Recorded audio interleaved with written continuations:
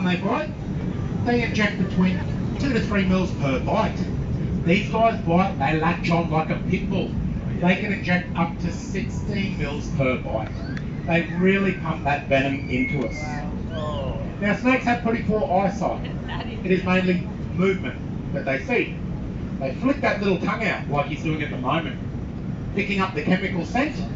Because they don't eat us, they don't know our scent, they don't know what we are.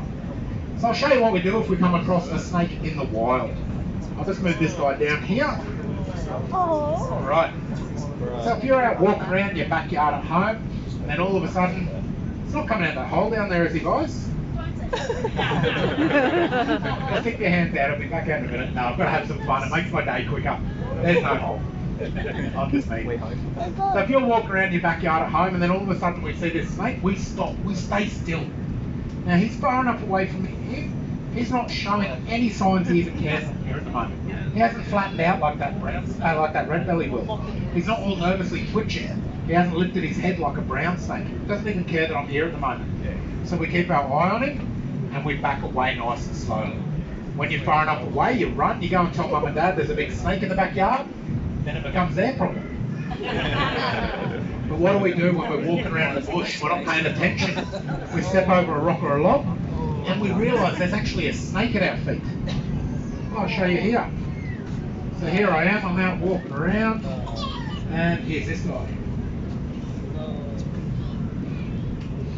Now if I don't move, he has no idea I'm up here at the moment. He just thinks I'm a tree.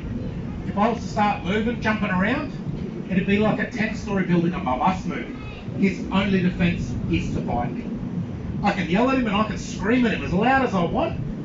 Snakes are deaf, so he's not going to pay any attention at all. It'll have a kid for a husband, I guess. So all we do, we sit and wait.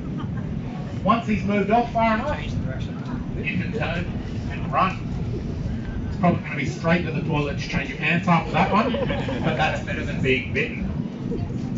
Alrighty. So now we'll move up the ladder. Come on, big man. So the next snake I get out comes in as the 5th most venomous snake in the world. But don't let this guy's size fool you. If he'd bitten you before anti-venom had been invented, it was almost certain death. That's why they named this snake here the Death Adder. Now this here, this is the only death adder that I will actually handle like this.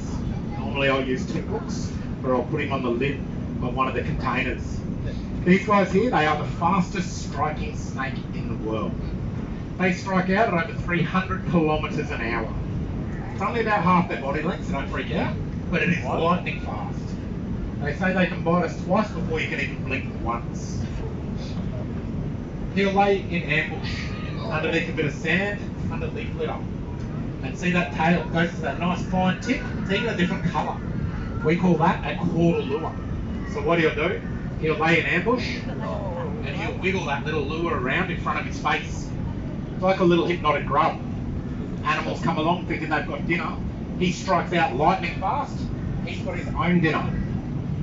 His venom, more toxic than a king cobra, a black mamba and a rattlesnake combined. These guys here really pack a punch. We used to find them commonly all around Australia, apart from Tasmania. In Queensland here, unfortunately, cane toads have taken a toll on them, like a lot of other animals out there.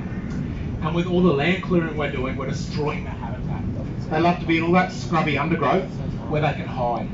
So the more land we clear, the further away from people they're going. So the less we see out in the wild now. You probably walk past him during the day and not even realise they camouflage that well. So we'll go from a snake here, most people will never see in the wild, to a snake if you have seen on the east coast of Australia. Chances are, you may have seen one of these next ones. It is one of the most commonly encountered snakes we come across. It's also one of the most venomous. This snake here is the eastern brown. So that is the 2nd most venomous snake in the world. Unlike the death adder that's moving right away from people, these guys here, they're adapting to humans really well. They're moving into our backyards, sometimes even into our houses. They flick that tongue out like he's doing at the moment, picking up the chemical scent of the little feral house mice we introduced a couple hundred years ago. So if we've got rats or mice around the house, the best thing you can do is get rid of them. The other thing is, like most snakes, they hate open spaces. So if you've got things like old sheets of tin, old tarps, even the firewood pile, lift them up off the ground. If the lawn's mowed nice and short, where the kids and animals are, there's no food, no shelter, there's no reason for snakes to hang around. Now you'll notice, he's very silver along the bottom there and in between his scales. We use one that's almost pure black. As juveniles, they can have a black patch behind the head with a red stripe. They can even have bands like a tiger. The name brown snake, very misleading name. Just because it's not brown in colour, doesn't mean it's not one of these. Really not worth the risk. Just leave them all alone. Now, unfortunately, we still do get a couple of snake bite fatalities a year, and it is normally from these snakes here. They've led that tally board for a while now. It is normally people trying to catch them or kill them that get bitten, and it is normally snake bite first aid not being administered or being administered too late. So I'll whack this guy away before I get my last snake out, which is my favourite. I'll take a couple of minutes of your time and show you a quick little bit of snake bite first aid. Something that may save your life or a loved one's life one day. Can I get a volunteer? Awesome. I just need a hand. That's all you gotta do. Cool. So we've got these nice stretchy bandages here, designed for snake bites. Doesn't matter if we're bitten down here on the hand or up high, we treat it the same. We remove watches, jewellery, things like that to allow for swelling. So we just start down here at the fingers, and we work our way up. That's alright, it's only a show. So this isn't a tourniquet. I'm not trying to pull this really tight and make fingers go blue or purple.